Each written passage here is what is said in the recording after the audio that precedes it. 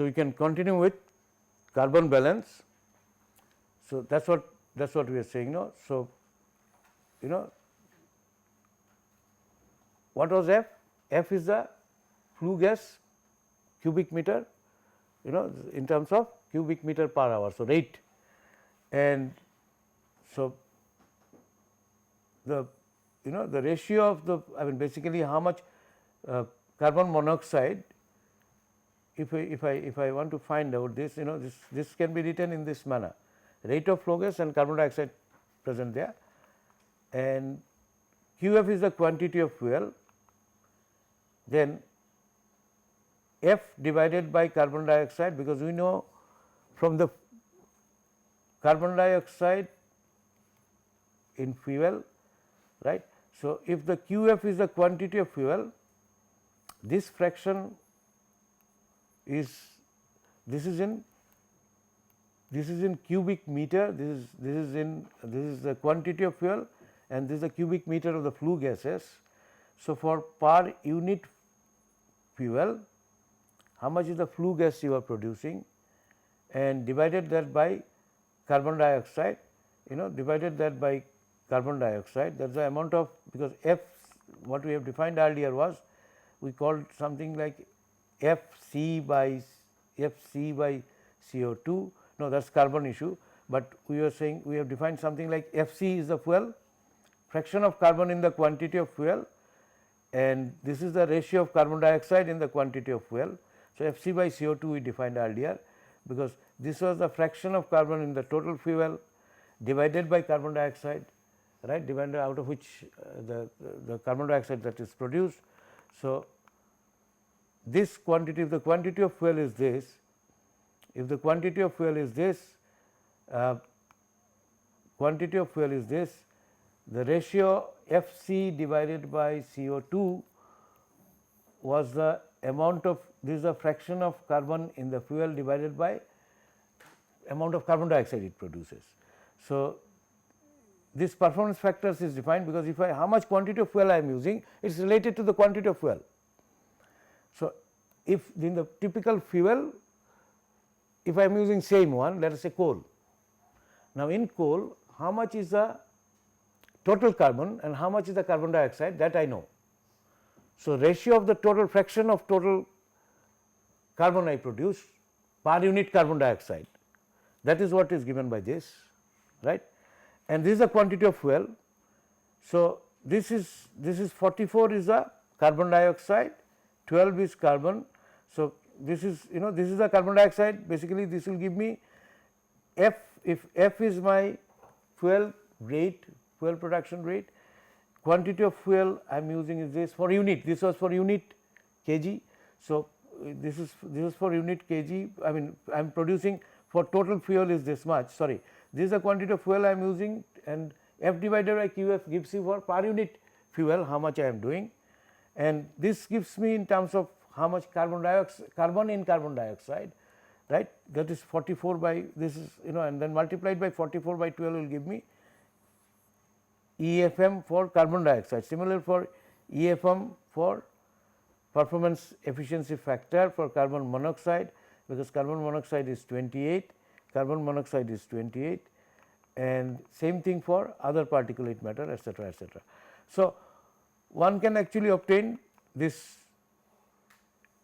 this performance factor one can actually obtain, performance factor for carbon dioxide one can obtain, performance factor for carbon monoxide one can obtain using this kind of relationship. Once you know this proportion, that is how much carbon dioxide, how much carbon dioxide is there in the system, how much carbon monoxide is there in the system, how much particulate hydrocarbons are there, and how much particulate matter is there. So, Fc is the fraction of carbon in the quantity of fuel. This is the fraction of carbon in quantity of fuel. So, if you got to know in the fuel how much carbon dioxide contribution will be there, how much carbon dioxide it will produce, carbon monoxide, how much hydrocarbon, and how much particulate matter, carbon particulate matter that contains carbon it will produce. So, then Fc defines this. So, then this ratio gives you for unit production of carbon dioxide how much is the fraction, fraction of this Fc, which is a fraction of carbon in the total quantity. So, this is what is used. So, carbon dioxide content is found out in this manner, and using this formulae you can find out this EFM which we have defined earlier, which we have defined earlier. EFM is a emission factor, emission factor, I mean not no, it is a product, this is the emission factor, in a way emission factor performance actually. Emission EFM is gives you the product of per unit energy, this is emission factor in terms of per unit, per megajoules of the energy that used. This is in terms of grams per megajoules emission factor, that is what one can use. Another is basically energy one, this energy input you have used if you look at it, the ER is the emission factor in terms of grams per kg of the fuel, then this was in terms of mass per unit megajoules of the fuel, and so emission performance factor in terms of per kg of the brick would be given, because you can multiply it by the SEC is the specific energy, that is energy required for unit 1 kg of brick. So, this is with respect to per megajoule, this is in terms of megajoules per kg. So, per kg of brick you can find out in this manner. So, this is how actually one can obtain the amount of carbon dioxide potential or efficiency, which is efficient, I mean what you call emission factor with respect to per carbon dioxide, emission factor with respect to carbon monoxide. Okay. Average particulate matter for different types of kilns are available here, SPM and SPM 2.5. So, this is SPM per kg of total SPM, suspended particulate matter, kg per kg of fired brick, suspended particulate matter, and this is the particulate matter below 2.5 micron, which are more dangerous from health point of view. So, if you see there is a fixed chimney Bull's trench kiln, this is here and this is here, and zigzag is obviously will be somewhat less because it uses less fuel, and vertical shaft brick kiln, that will be the least because that uses minimum fuel, and downward this kiln and tunnel kiln downward, this was downward draft kiln, actually dot kiln, this is uses maximum. So, that is the least efficient because this requires maximum fuel. So, it generates maximum. So, particulate matter both point in terms of 2.5. Therefore, if one has to use, possibly one has to use more of this rather than using this, which are more, this is inefficient and usually meant for small kind of production in batches, holding on to the kiln for 7 days, because there is a cycle, and tunnel kiln of course is somewhat better. So, from emitted from various kilns for types of basically various kilns, and if you compare with other kind of industry, for example, gasoline vehicle, diesel truck, heating stove, industrial boiler, power plant, and this is the tunnel, down draught, vertical shaft brick kiln, zigzag, and French fixed chimney Bull trench kiln. So, you will see that heating stove of course produces maximum, right, and these are of course mobile sources, these two are mobile sources like diesel truck or gasoline vehicle, but this is comparable, so is this comparable, right. This is quite high compared to this right, this is per megajoules of fuel we are doing. So, they are all kind of normalized. So, per megajoules of coal fired sources, this is of course moving vehicle, not coal, but diesel or like gas, petrol or whatever it is. So, you find that the particulate matter emission from brick kilns are very high, relatively very high, except the heating stove which uses again coal fired heating stove, and power plant of course is much less that way. So, these are great big sources of actually particulate matter as well as carbon dioxide. So, one can reduce down their use as much as possible, and if you are using, might use efficient kiln rather than using something of this kind or even this kind, which seems to be very popular. Right. So, if you compare the technologies of the fired brick themselves and quality of the brick you get, French fixed chimney bull trench kiln, it can fire wide variety of clays because of the slow firing process, because it can fire kaolinite clay or other kind of clay, all kind of clay it can fire, and percentage of porosity of the can be very high, 50 to 80% even, limits on percentage of that can be hollow. So, you can't produce much hollow bricks because of the process. Hollow bricks would need heating from all directions. Zigzag, percentage of properly fired bricks is around 80%. So, 20% will definitely go to waste. This improves, 10% will go to waste, and vertical shaft brick kiln not suitable for all types of clay. This can fire wide variety because these are similar and limits the percentage of hollow bricks that can be used. So, same, this is almost similar, not suitable for hollow bricks. So, this is bad even from the production point of view. Wastage is of course relatively less compared to this, and cooling results in formation of, because slow process, this is fast heating and cooling can result in formation of firing, even crack formation can occur. So, some of the products can be bad as well. Then if you compare to down draught kiln can fire again wide variety, it can vary from firing to firing and limits percentage. Tunnel can fire wide variety of clay because of excellent mechanism. So, losses, it can be the wastage of properly burnt bricks are more and most suitable for wide variety of products including hollow products. So, tunnel is there, and the vertical shaft brick kiln, we did not have the data, but that would be definitely far better. The vertical, because we have seen in almost all performances we get vertical shaft kiln gives you a better one, and this can be, this is also not very fast process. So, you can use, the data is not available at the moment. These people did something, Sustainable Energy Foundation, and they look at the cost also. So, if you look at the cost, the proportion of the cost, raw material constitute around 15%, right. Well, when they did it, it was production per brick was 2.35 rupees. I am not sure, this might have, there might be inflation might have occurred.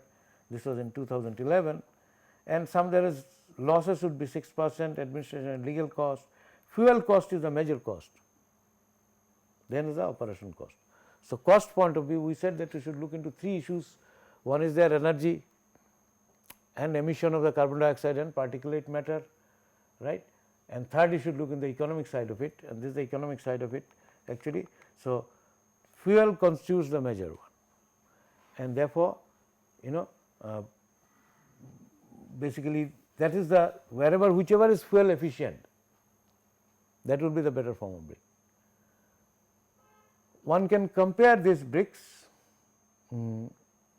which, let us say, this is per brick one takes, and usually they would be talking in terms of per bricks would mean around 2.8 kg or so, 2.67 kg too, because it is around 225, because it is not, it will vary from zone to zone in the country. Some places you find 10-inch brick, 250 mm by 10 mm by possibly 75.5 mm brick, and in northern India you find 225 by something like 125 by 7.5 175 mm, these are all in mm, this is 75 mm. So, these are in mm, but modular bricks, machine cut bricks, wire cut bricks actually they will be, they can be like you can actually use 200 by 100 by 100, right. So, while molding they are wire cut, the molds is not put in the mold, but mold in a larger one you mold it and then wire cut to sizes what you need. Even fire brick sizes are of this you get. So, if you have this kind of sizes, generally you will get around 2.7, 2.8 kgs per brick. Now, if you look at this, the mass is also relatively high compared to, let us say, aerated concrete block or fly ash bricks. So, if I look at fly ash bricks, something like fly ash bricks which I was talking about,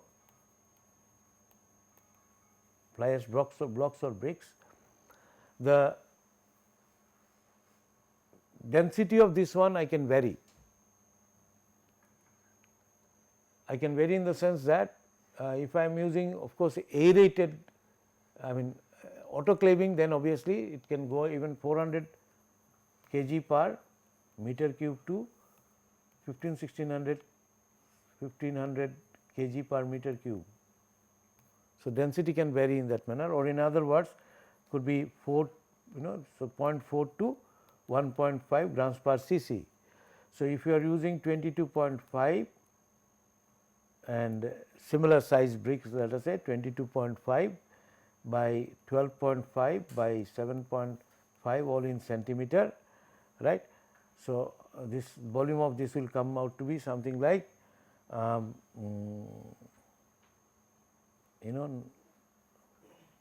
something like 200 cc approximately, somewhere say roundabout, let me take it. And if I have something like, so it might its weight can be very low, they can float on depending upon, but if you are not aerating them also, fly ash bricks normally will weight weight will be somewhat less. But more importantly, you are not using any fuel for burning. So, simply you can have lime fly ash bricks together with some sort of sand. So, they would be definitely more efficient because you are not using any fuel anywhere. And if you make it lightweight, then obviously you are producing with the expense of energy. Aeration, I mean what you call autoclaving it, if it at higher temperature, you use some amount of energy. So, if it is autoclaved aerated bricks, then you will spend some energy, but if it is you are using a kind of a foaming agent and making blocks, that can have much lower density and your energy required will be much less. So, therefore, this clay bricks are not really not the best thing to use, and if at all it is to be used, then type of kiln that should be chosen should be of that kind which is relatively more efficient in terms of fuel use, because fuel is the one which contributes to everything. The cost, fuel use means it contributes to the cost, as well as to particulate matter, carbon dioxide. So, all three issues, energy consumption also increases with fuel. So, it has to be efficient with respect to fuel. So, I think that is the issue related to bricks. We have already discussed about fly ash and similar scenarios earlier, related scenarios earlier. We will see when you look later on, already the properties, thermal properties and similar things we have discussed. So, if later on we can look into the same thing again if required in terms of properties of some of the fly ash bricks and things like that. But I think we have already discussed the density and ranges, those we might have discussed when we were talking about cement and concrete. We can look into sealants and paints because they contribute to indoor air pollution, mainly it is related to that. So, generally natural building materials are unprocessed, or minimally processed by industry, for example, glass or timber. Synthetic materials made in industrial setting after considerable human manipulation, that is what we have seen in the beginning. And emission is important here. You know, if you look at green buildings, any kind of criteria, for example, leadership in energy and environment, leadership in energy and environment design, which we look into at the end, or something similar in Indian scenario is called Griha.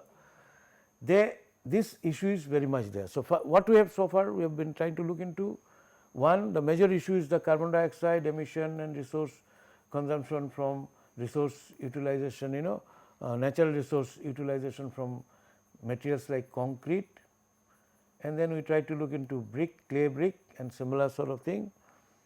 Then these are the major issues. Then other issue is the overall energy consumption. So, we will see that when you look into this or any other such performance criteria, it lists down energy as a component, it lists down emission as an indoor emission as also a component. So, so if you have low emitting material, you are expected to get some amount of advantage in terms of environmental performance and green performance. So, that is what we are trying to look into, right. So, for now we will look into this. So, low emitting materials within indoor environmental quality. So, this addresses this, or for any other similar credits, because there are several of them which I will just mention. There are several of them because not every country uses LEED. Europe they use something different, Australia they use something different. So, we will just look at all of them sometime, but all of them will address this relative weightage given to which might different. For example, some of these might use more weightage for energy, less weightage for water or something like that, relative proportion might vary. So, for LEED credits, all adhesives and sealants with volatile organic compounds content must not exceed the VOC content limits of South Coast Air Quality Management District rule. So, this is their rule actually. All the time trying to point out is that it is important to look into the volatile organic compound emission from the materials that you use within the building space, right.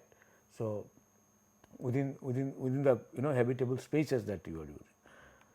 So, therefore, that is why we are looking at adhesive, finishes and sealants which are used in buildings. Now, sealants are water sealants, they seal the gap, right, they seal the gap. So, increase the resistance of materials to water or other chemical exposure. So, do not allow anything to come in, while chalk and other adhesives can help control vibration, strengthen assemblies. So, some of those adhesives they bond, and some other things might spread the load in the immediate vicinity of the fasteners and things like that. Paints essentially consists of mixture, and paints internally we use paints, sealants, all of them we use, and paints essentially you will have paints essentially will have one pigment component as pigment, because it has to give us a color, but you got to apply it. So, some sort of solvent or vehicle,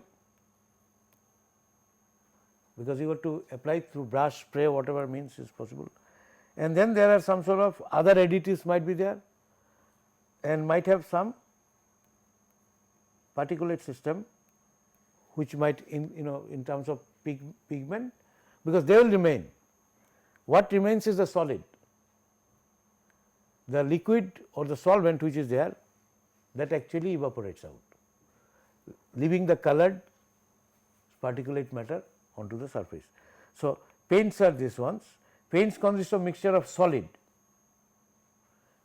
pigment suspended in a liquid vehicle, as it is called, which is a solvent, and applied as a thin, usually opaque coating to a surface for protection and of course, aesthetic purpose also. Sometimes you use what we call a primer. Now, this can have emissions also, this can have also emissions.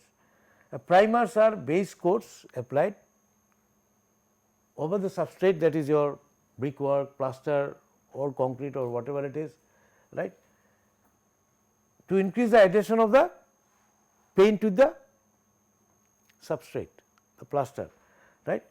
So, paint or varnish does not have particulate material, varnish does not have particulate material, varnish is one which will not have particulate material, no solid.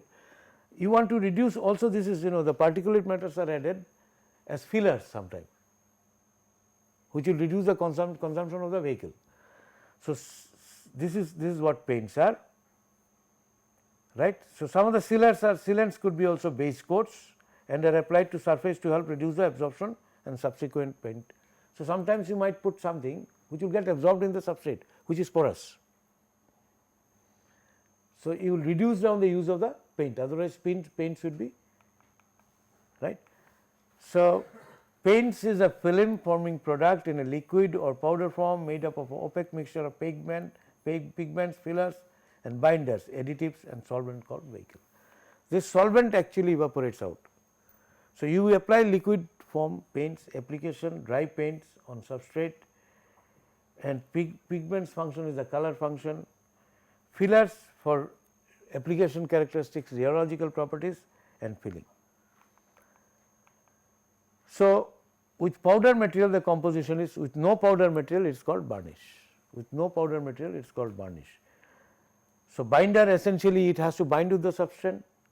So, this ensures coating of the powdery material, and most important, these are materials are vinyls, epoxies and silicones. These are the binder which will bind it to the substrate. Wetting agents, sometimes use fungicides we might add, right.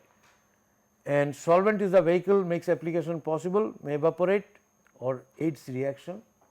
Some cases they might react to solidify.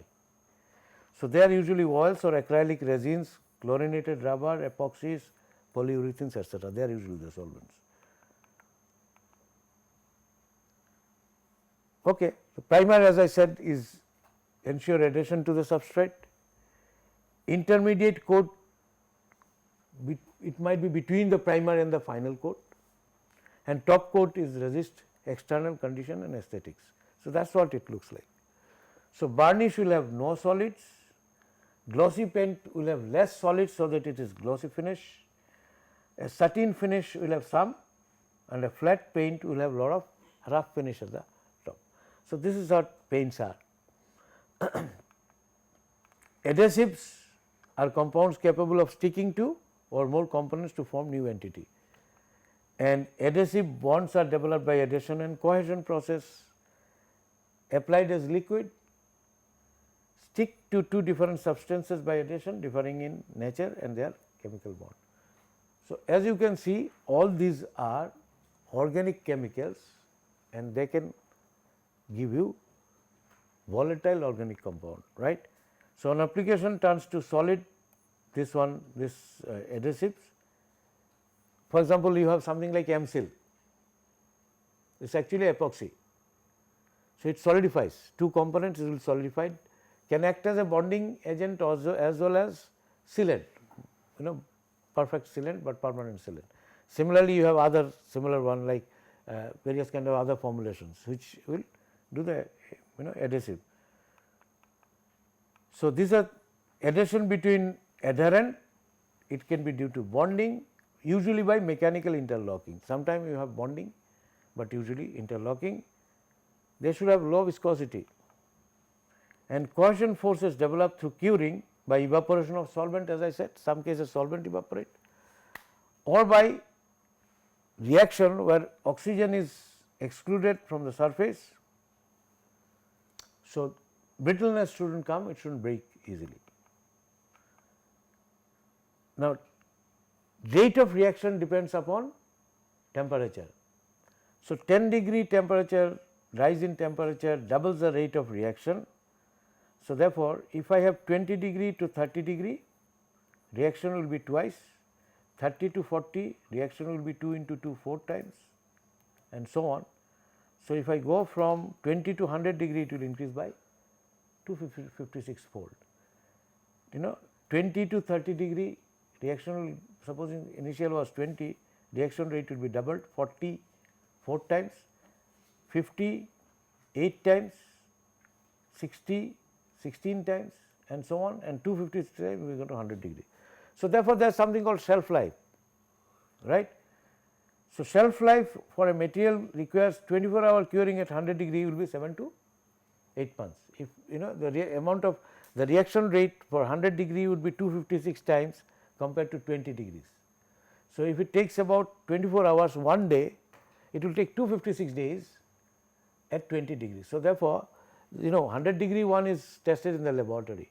So, there is a shelf life, and beyond that shelf life it will not, they will not perform as they are supposed to perform, because it would have got oxidized or some reaction with the surrounding environment. So, sometimes this is what is done anyway. So, conversion of adherent using primer, anodizing, sometime etching to obtain more suitable substrate. It is important to see that it is compatible with the adherent. If it is a metal, acidic material will increase the risk.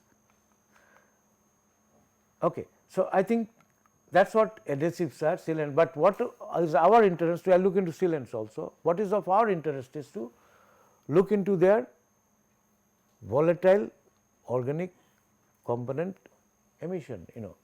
Now, this can come also from things like many of the polymeric or plastic materials that you use in buildings, for example, a carpet, from various kind of finishes that you use in building.